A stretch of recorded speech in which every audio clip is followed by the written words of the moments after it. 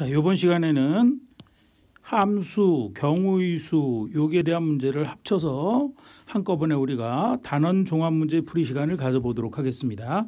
단원 종합 문제 중에서는 여러분들 그 별표 하나, 두 개 있는 것까지는 여러분들이 해보시고요. 조금 어렵게 생각하는 세 개짜리만 한번 해보겠습니다. 그런데 여러분들 같이 해보면 느끼겠지만 세 개짜리도 알고 나면 별거 아니구나, 나도 다 할 수 있구나 라는 생각을 갖게 될 거예요. 어쨌든 시간 관계상 세 개짜리만 한번 해보도록 하겠습니다.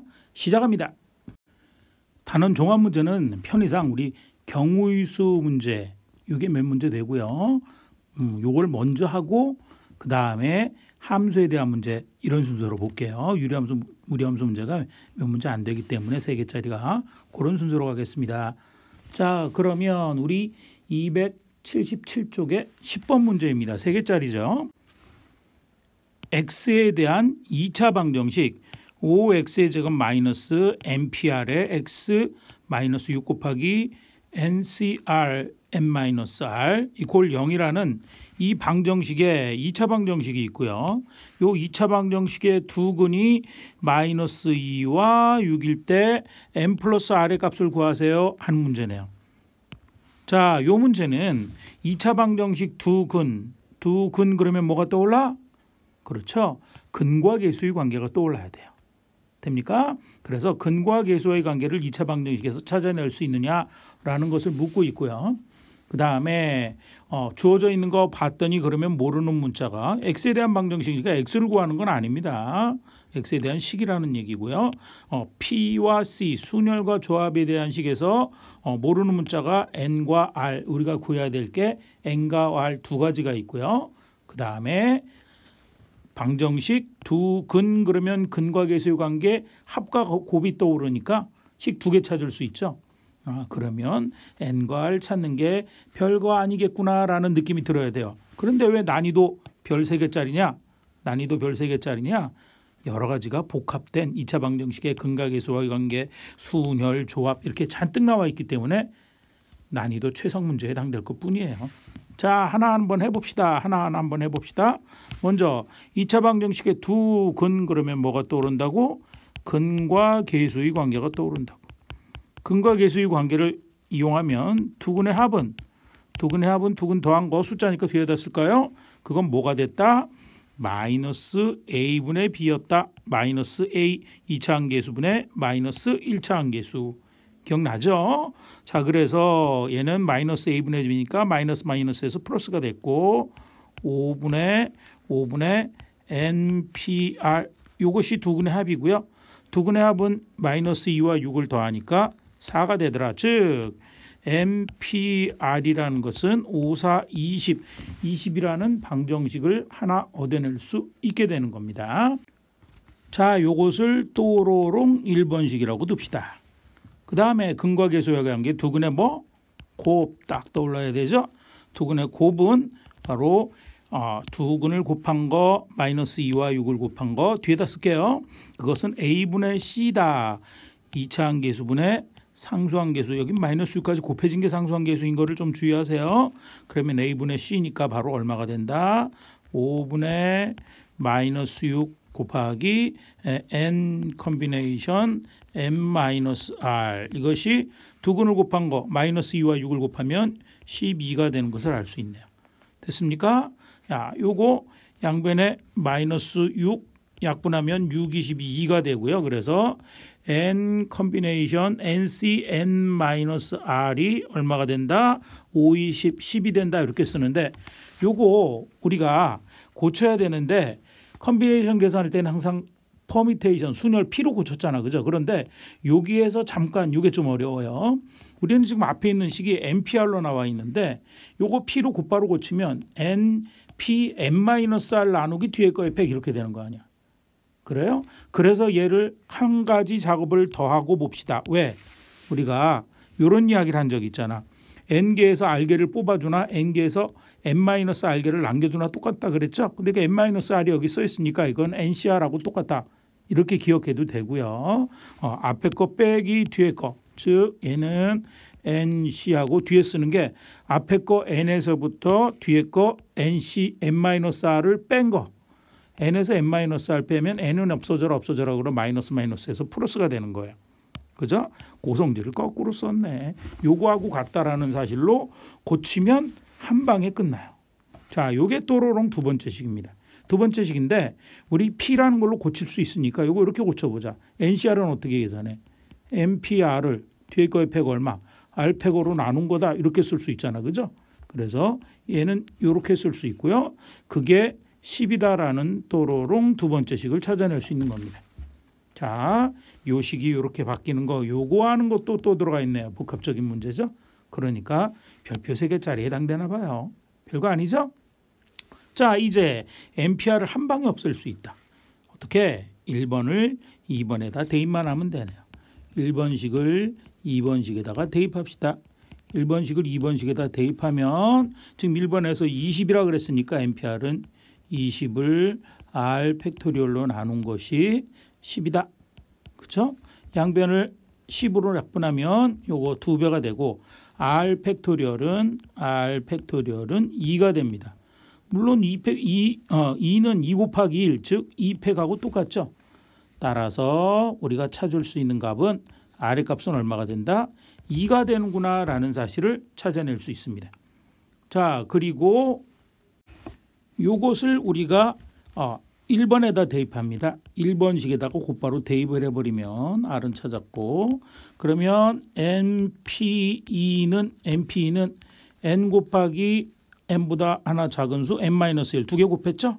그게 바로 얼마가 되는 20이 되는 N의 값을 구하면 돼요. 그러면 뭐 2차 방정식을 풀어도 되지만 곧바로 되네. 우리가 두 수를 곱해서 연속된 두 수를 곱해서 20 나누고 4, 5, 20 큰 수가 앞이 돼야 되니까 그죠? 5 곱하기 하나 작은 수 4인 걸 알 수 있어요. 따라서 N의 값은 얼마? 5구나라는 사실을 알 수 있습니다. 자, 우리가 찾고 있는 값은 다 찾았네.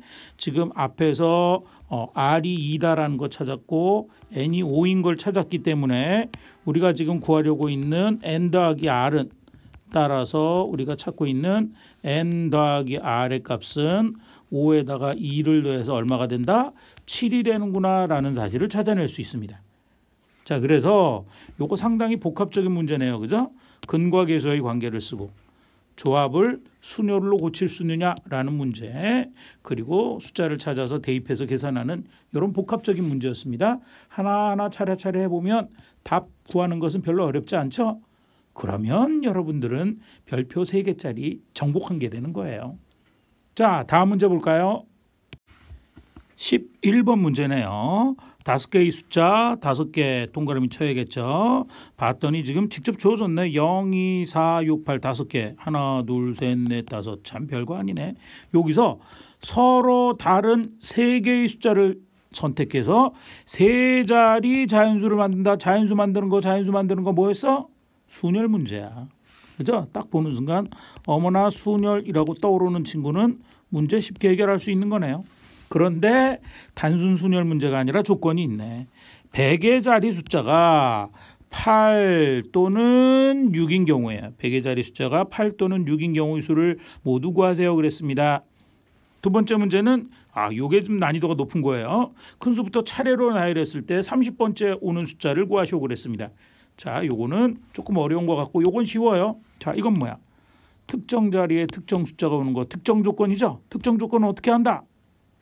그렇죠. 특정 조건은 먼저 한다가 떠오르면 끝이네. 그럼 세 자리 만드는데 하나, 둘, 셋 이렇게 그림으로 하는 게 더 쉬워요.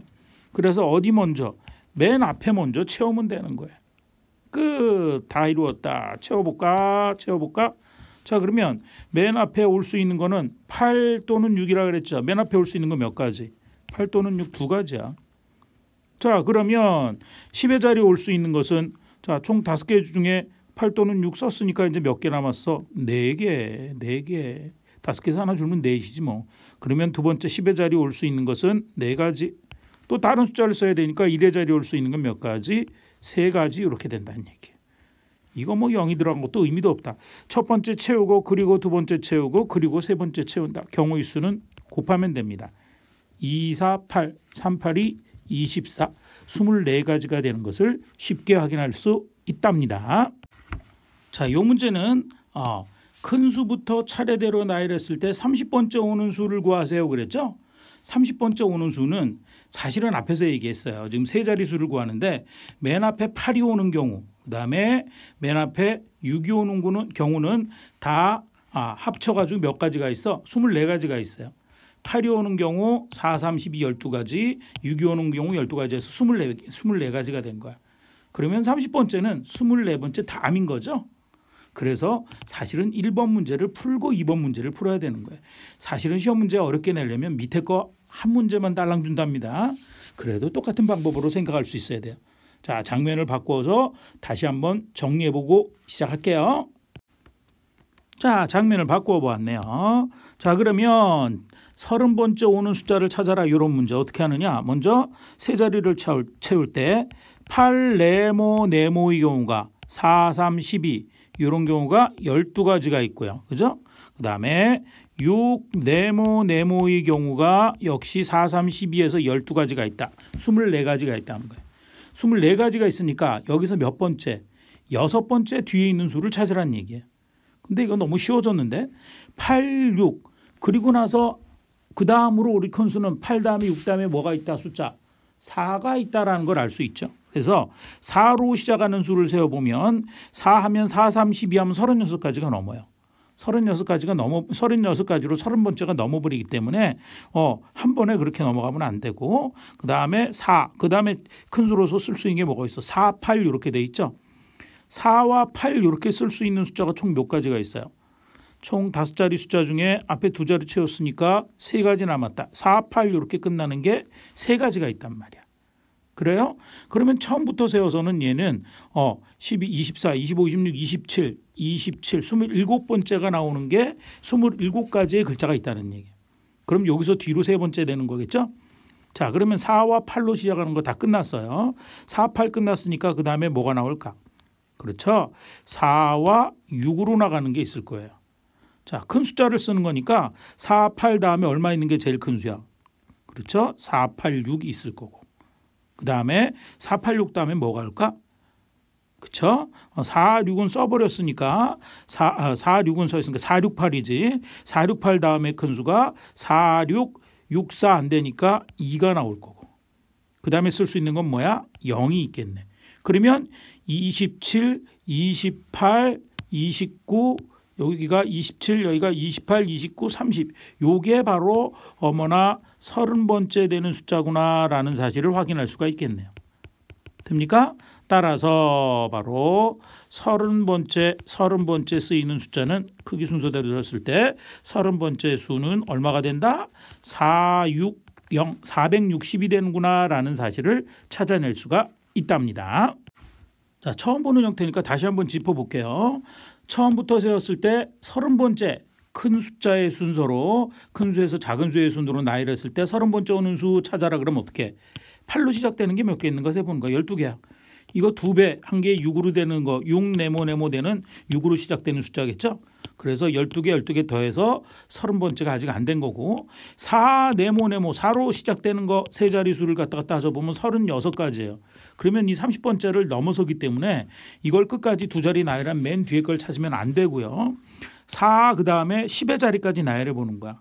10의 자리 제일 큰 수는 8인 경우 뒤에 네모 쓸 수 있는 게 몇 가지가 있냐면 3가지 있으니까 다 더해서 27번째까지 있는 거고요. 그리고 이게 4, 8하고 제일 여기 숫자가 작은 게 0이겠죠. 4, 8, 0이 27번째 수인 거예요.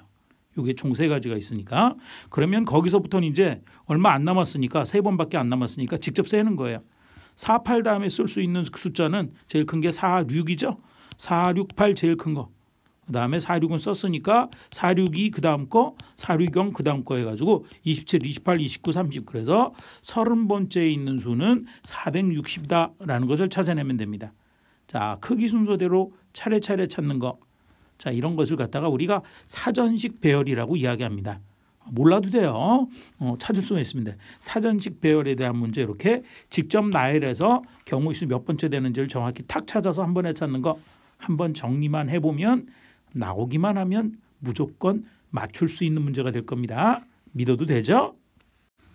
자, 다음으로 12번 문제입니다. 12번 문제 어떻게 보면 말이 굉장히 어려워요. 그런데 선생님은 뭐라고 얘기했지? 경우의 수에서는 어떤 특정된 성질만 단어를 이용해서 특정된 성질만 탁 잡아내면 그건 끝이야. 거저먹는 거야. 자, 진짜 그런 거 한번 봅시다. 여기서는 무엇을 포인트 단어로 잡아내야 될까요? 봅시다. 어느 은행에 본점이 있는 도시에서 5개의 지점이 있는데 본점에서 각 지점까지의 거리는 모두 다르대. 다 멀리 떨어져 있다는 거야. 자, 이거를 우리 그림으로 대충 정확하게 한번 얘기해 볼게요. 자, 여기 본점이 있고요. 본점이 있고, 자, 5개의 지점이 있으면 거리가 가까운 거에서부터 먼 거의 순으로 차례대로 1, 2, 3, 4, 5라고 쓸게요. 1, 2, 3, 4, 5. 요 5개의 지점에다가 거리가 모두 다르니까 가까운 거에서 먼 거의 순으로 1, 2, 3, 4를 놨어요. 자, 그래서 본점에 소속된 직원 A, B, C, D, E 5명을 각 지점에 출장 보내려고 한대요. 출장 보내려고 한대요. 다 다른 곳에다 각각 보낸다는 얘기야. 여기 각각 보낸다는 얘기는 뭐야? 그죠? 5군데 각각 다 배열한다. 자, 그런데 생각해 보세요. 여기 A, B가 온 경우와 BA가 온 경우는 A, B는 여기 걸려 있구나. A, B 빼고 C, D가 온 경우와 D, C가 온 경우는 다르다. 그죠? C, D와 D, C가 온 경우는 달라. 즉 5개에서 뽑아주는 순열의 수인데 여기 5명을 갖다가 출장 보내는데 왜 이렇게 까다로운 조건을 거는지 모르겠는데 요게 딱 걸려. A를 B보다 가까운 지점으로 보낸대요. A를 B보다 가까운 지점으로 보낸대. 즉 무슨 소리야? A, B는 될 수 있지만 B, A는 될 수 없다라는 거예요. 물론 뚝 떨어져서 A, B 앞에는 A, 1에 A, 5에 B 이렇게 갈 수는 있어요. 자, 이렇게 보낸다는 얘기예요. 그랬을 때 경우의 수, 방법의 수를 구하라는 문제입니다. 아마 본점에 살고 있는 높은 분이 A를 더 사랑하는가 봐요. 그죠? 가까운 데 가고 몰래 안 보내게 하려고 B는 미워하고. 자, 요게 포인트예요. 어떻게 해야 될까? 나머지는 그러고 나머지 자리 채워주면 될 것 같아. 별거 아니야. 요 A, B 둘이 문제네. 그죠? A, B는 되고 BA는 안 돼. 그럼 어떻게 해야 생각해야 될까? A, B는 될 수 있지만 BA는 될 수 없어. 이렇게 생각하면 될 것 같아요. 생각이 떠올랐나요? 2자리만 뽑아주면 A, B는 올 수 있지만 BA는 올 수 없다. 즉 순서가 고정돼 있다. 순서가 고정돼 있으면 1, 2를 뽑으면 무조건 A 가까운데 B 먼데 가야 돼. 그래서 이 이야기는 뭐냐면 순서가 정해져 있다라는 얘기예요. A, B 두 사람은 순서가 정해져 있다. 순서가 정해져 있다는 얘기는 뽑아내는 순서에 관계없다라는 얘기예요. 순서 관계없다? 뭐야? 조합이라는 얘기예요. 됐습니까? 1, 2번을 뽑으면 무조건 순서는 A, B 순으로 가는 거야. 3, 5번을 뽑으면 3번이 A, 5번이 B인 거야. 고정되어 있는 거야. 자, 그래서 얘네가 특정 조건이네. 먼저 합시다. A, B가 갈 곳. A, B가 갈 곳을 먼저 뽑자. A, B가 갈 곳은 총 몇 군데 중에 5군데 중에서 2군데를 뽑는 조합의 수하고 일치하는 겁니다. 됐습니까? 자, 5군데 중에서 2군데 갔어. 1, 2를 갔어. 그 다음은 껌이지. 그 다음은 3명이 3군데 가는 거죠. 나머지 B는 했잖아. 그죠? B를 지우고 B는 했으니까 이번엔 이제 C, D, E 어렵다. C, D, E가 갈 곳은 CDE가 갈 곳은 3군데 중에 3군데니까 3P3 3팩토리얼이네. 그리고 A, B가 가고 그리고 연이어서 C, D, E 보내는 거니까 경우의 수는 곱하면 됩니다. 끝. 별거 아니죠. 이 문제의 포인트는 이거 같아요. 순서가 정해져 있다. 순서가 정해진 건 순서가 없다. 조합으로 계산한다. 이게 포인트인 것 같아요. 자, 산수야 껌이지 뭐. 산수는 그냥 무식하게 하는 거죠. OCE는 하도 많이 해서 10인 거 알지만 모른 척하고 C를 P로 고친다. OPE. 뒤에 거의 팩 2팩으로 나눈다. 3C3을 우리는 3팩이라고 불렀다. 그죠? 3C3을 3팩이라고 불렀어요. 자, OPE는 뒤에 숫자가 있는 경우는 5부터 시작해서 하나 작은 수 2개 곱해라. 5 곱하기 4를 뒤에 거의 팩 2 곱하기 1로 나누면 되고요.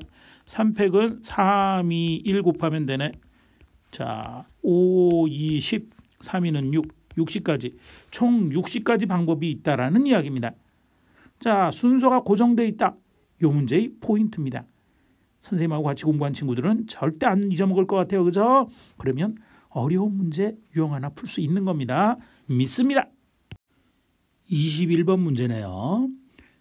함수 y콜 ax-1분의 bx 플러스 c의 그래프가 오른쪽 그림과 같다. 쌍곡선의 그래프, 분수함수 그래프, 유리함수의 그래프가 있을 때 이번에는 y콜 ax 루트 ax 플러스 b 플러스 c 그래프가 지나는 사분면은 그랬네요. a, b, c는 상수이다. 자, 요거 유리함수, 정확히 얘기하면 분수함수죠. 분수함수의 그래프를 딱 보면서 벌써 딱딱딱딱 떠올라야 돼요. 그죠?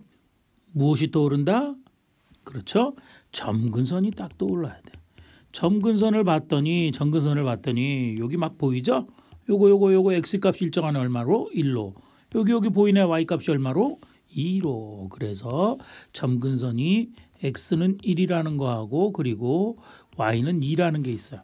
자, 점근선이 이렇게 생기려면 우리 식으로부터 주어져 있는 분수함수 식은 y는 자, 요거 x는 1이라는 식은 뭐에서 얻어졌어? 분모가 0이라는 거 얻어졌으니까 이항하면 x-1은 0이죠. 그래서 x-1이라는 게 분모에 있는 식의 모양이 되는 거고요. 그 다음에 y는 어떻게 됐어? 1차식분의 1차식일 때 1차항의 개수비 a분의 b 그게 2라는 거 아니야.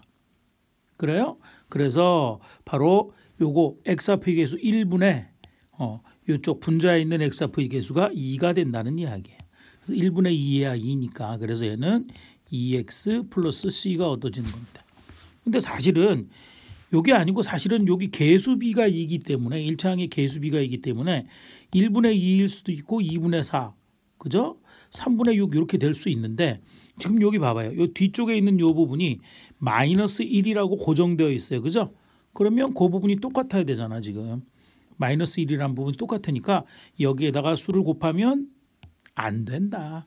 그래서 요게 우리가 지금 찾고 있는 분수함수 유리함수의 부분집합인 분수함수의 모양이 이렇다는 거 알 수 있고요. 자, 여기에는 결정되지 않은 문자가 하나 있네. 바로 뭐야? C. C는 지금 주어져 있는 그래프 그림에서 우리가 이용하지 않은 점이 하나 있다. 어디 있게? 요 점 y절편 보여요? 딴 데는 만나는 점의 좌표가 정확히 없는데 요 점은 정확합니다. 그러니까 요거 y절편 그러면 안 되죠. 좌표로 대입해야 되니까 얼마? 0,2를 여기다 대입해야 됩니다. 대입해 볼까요? 자, 요 값을 대입을 합니다. 요 값을 대입을 하면 주어진 식은 어떻게 된다? x자리에 0을 대입하니까 0, 0 없어지고요. 마이너스 1분의 c 그렇게 되죠. 그래서 바로 마이너스 1분의 c가 마이너스 1분의 c 하면 얼마야? 마이너스 c죠. 그게 y값 얼마? 1이 된다. 따라서 c의 값은 얼마? 마이너스 1이 되는 것을 알 수 있습니다. 자, 그러면 이제 우린 다 찾았다. 그죠? 자, 그래서 따라서 우리는 a의 값은 얼마가 되고 a의 값은 분모에 있는 x앞의 개수 1이 되고 b는 분자에 있는 x앞의 개수 2인가요? 그래서 우리가 지금 찾은 것은 a는 1, b는 2, 그리고 c는 얼마? 금방 찾았죠? 마이너스 1이라는 값을 찾을 수 있습니다. 따라서 우리가 찾고 있는 y는 루트 ax 플러스 b 플러스 c가 식이 이제 요 문자들을 그대로 대입만 하면 되네. y는 얼마가 된다? 루트 ax, a가 1이니까 1x, b는 2니까 플러스 2, 그다음에 c는 마이너스 1이니까 마이너스 1이라는 것을 알 수 있습니다. 자, 요거 무리함수 그래프 그리는 거 우리 잘했죠? 무리함수의 그래프는 루트 속이 0 되게 하면 x좌표값 마이너스 2. 그때의 y값은 마이너스 2 대입하면 요게 0이니까 y값은 마이너스 1이 나와요. 그래서 2, 마이너스 1, 2, 마이너스 1을 끝점으로 갖고 자, 끝점이니까 자, 요거 x축, 요거 y축 이렇게 잘 그리고요. 2, 마이너스 2,1 그죠? 마이너스 2,1. 마이너스 2,1 요게 바로 요 점이 끝점인 거. 마이너스 2, 마이너스 1이네요. 마이너스 1. 마이너스 2, 마이너스 1이 끝점이고 그다음에 생긴 모양은 어떻게 된다 그랬어? x앞의 개수 양수, y앞의 개수 양수. 1사분면 모양을 그대로 가져오면 되죠. 그러면 1사분면 모양 그리는데 이게 이렇게 생길 수도 있고 이렇게 생길 수도 있어요.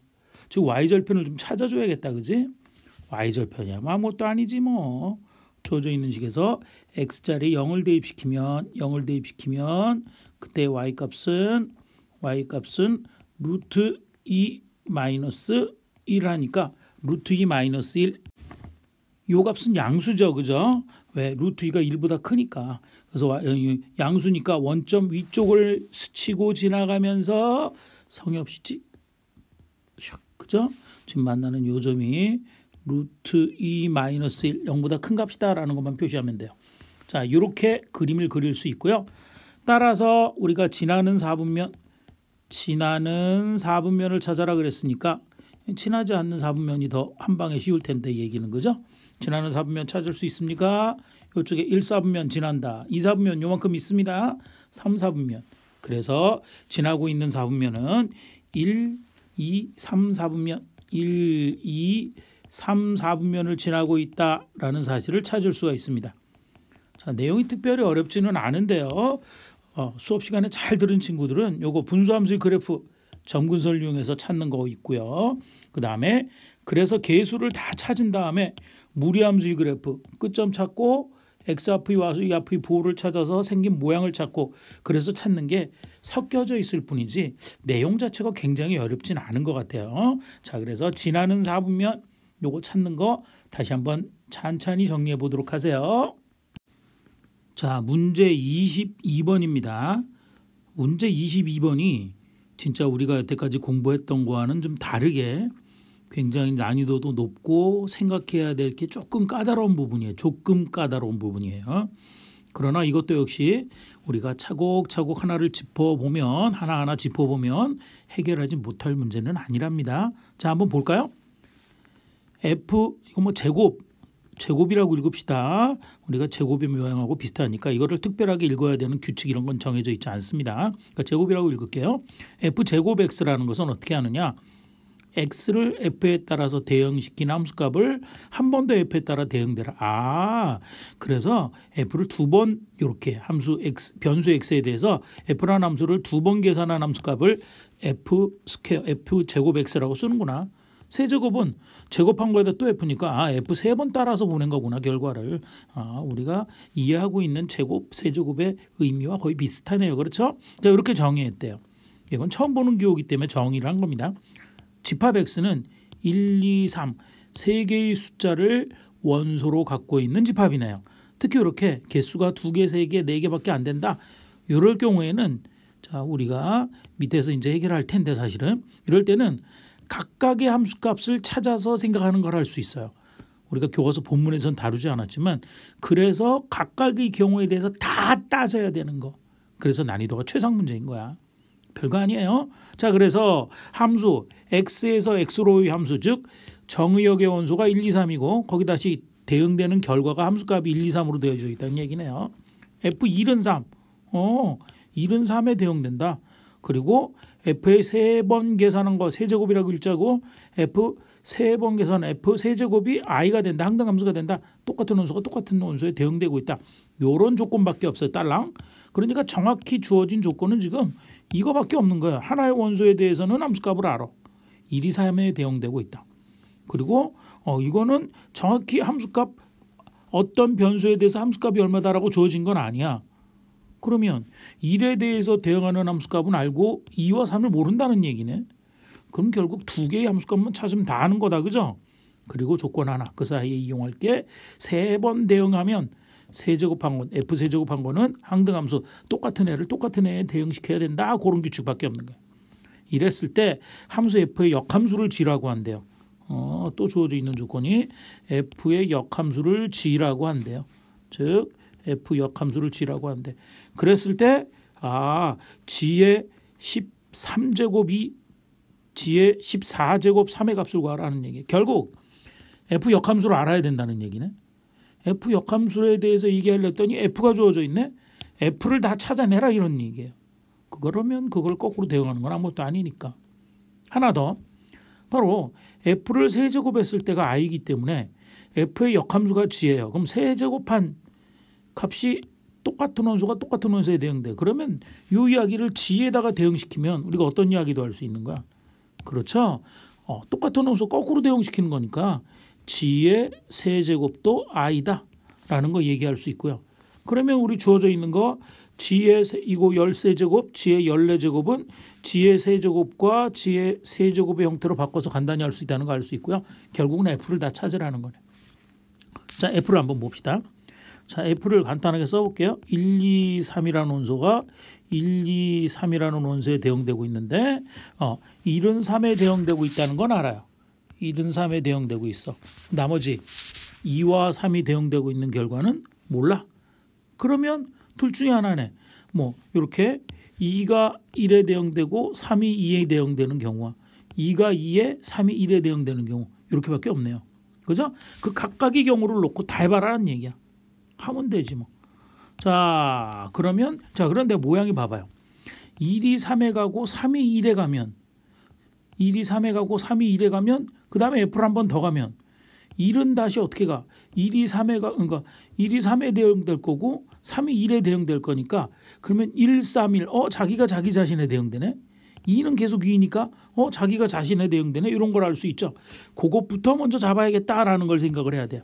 자, 그래서 첫 번째 경우 봅니다. 첫 번째 경우 바로 F3이 1이 대응되고 F3이 1이 대응되고 F2가 2에 대응되는 경우 F3을 먼저 썼어요. 왜냐하면 이때 모양이 특이하잖아. 1이 3에 가고 3에 1이 대응되면. 그죠? 그러면 요거 봤더니 여기에서 F 스퀘어 F제곱 F제곱 3이라는 것은 1이 3에 대응되고 1이 3에 대응되고 다시 3에 3에 대응되니까 F 스퀘어 3은 뭐가 되는 거야? 그렇죠. 그냥 3이 되는 거고. F2는 계속 2니까 그죠? F2는 2니까 F제곱 2도 2가 될 거야. 2는 계속 자기 자신에 대응되니까. 그 약인 뭐야? 야, 이렇게 대응되고 그다음 F제곱 1은 뭐예요? F제곱 1은 자, 그림 따라 보면 1은 3에 갔다 3이 다시 1에 대응되니까 1이 1에 대응되고 있죠. 그래서 F제곱 1은 1이 되는 겁니다. 이거 가만히 봐봐.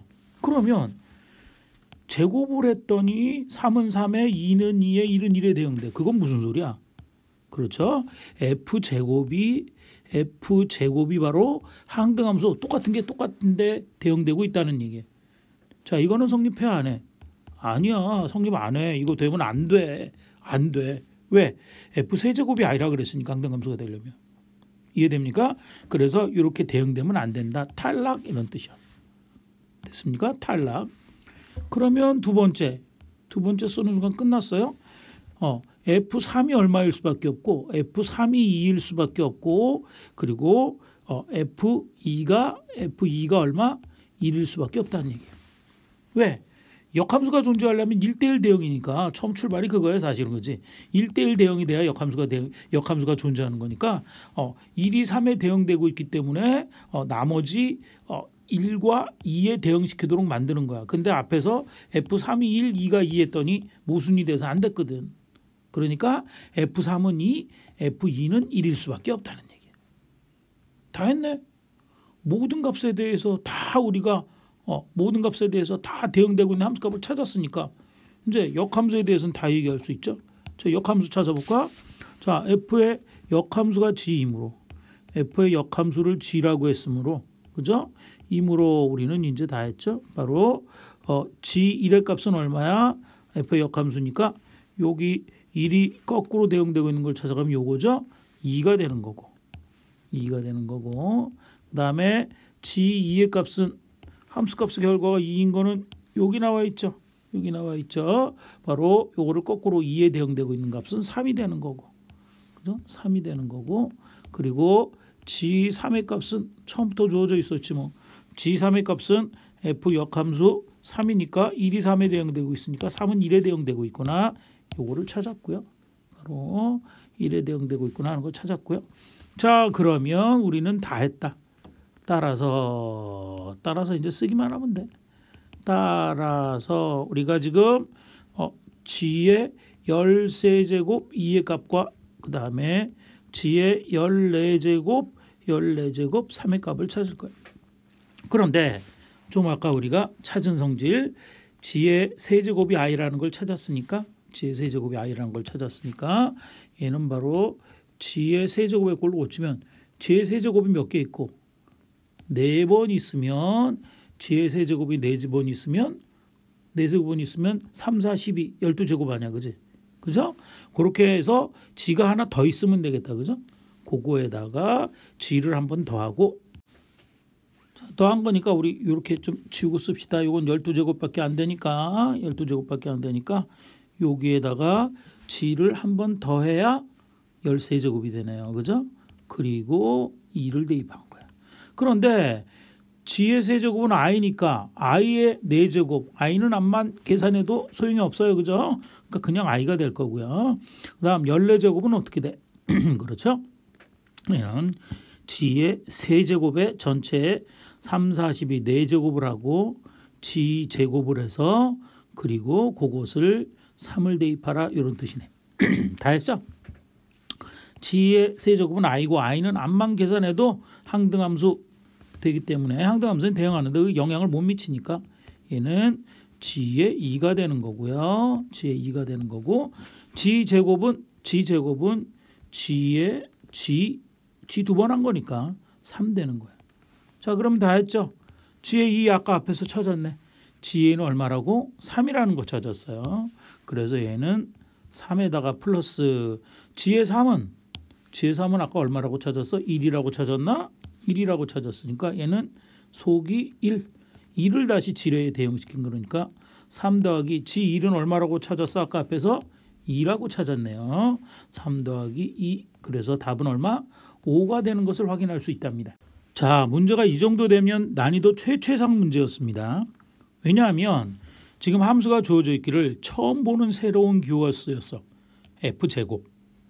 f제곱은 함수를 2번 대응시켜라. 2번 따라가 대응시켜라. 세제곱은 함수를 3번 따라서 대응시켜라 이렇게 돼 있고요. 이 문제가 풀기 좀 그래도 가능했던 것은 주어져 있는 집합 x의 원소가 3개밖에 없어서 그래요. 그리고 그중에 하나를 줍니다. 하나를 주고요. 그다음에 f 세제곱한 것이 항등함수가 된다라는 조건 2개만으로 지금 우리는 g 13제곱이 g 14제곱 3의 값을 찾으라는 얘기예요. 이 이야기는 뭐라 그랬어? 그렇죠. 모든 변수에 대한 함수값을 각각 다 찾아라라는 조건과 똑같다는 얘기예요. 1이 3에 대응된다. 이 조건 하나만으로. 그리고 f의 역함수가 존재한다. f의 역함수가 존재하려면 주어진 함수는 뭐다? 그렇죠. 1대1 대응이다라는 것을 이용해서 각각의 함수값을 이야기할 수 있었던 겁니다. 그러면 경우는 2가지밖에 없다고. 3이 1에 대응되고 2가 2에 대응되는 경우거나 또는 3이 2에 대응되고 2가 1에 대응되는 2가지 경우 중에 한 가지인데 지금 3이 1에 대응되는 경우를 살펴봤어요. 그러면 3이 1에 갔다가 1이 다시 3에 가니까 1이 3에 가니까 f 제곱하면 f 2번 하면 그죠? 3은 3에 1은 1에 2는 계속 2에 대응되고 있는 거니까 제곱만 해도 f 제곱만 해도 항등함수가 되는구나라는 사실을 이야기할 수 있고 이건 조건에 위배된다. 왜? f 세제곱이 i가 돼야 되니까. 그래서 이 경우는 버려라. 그러면 두 번째 경우 3은 1에 갈 수 없으니까 2에밖에 못 가는 거고 3이 2에 가면 1대1 대응 성질에 의해서 2는 1에 간다 그러는 요 모든 함수값을 다 찾을 수 있는 거예요. 이제. 그죠?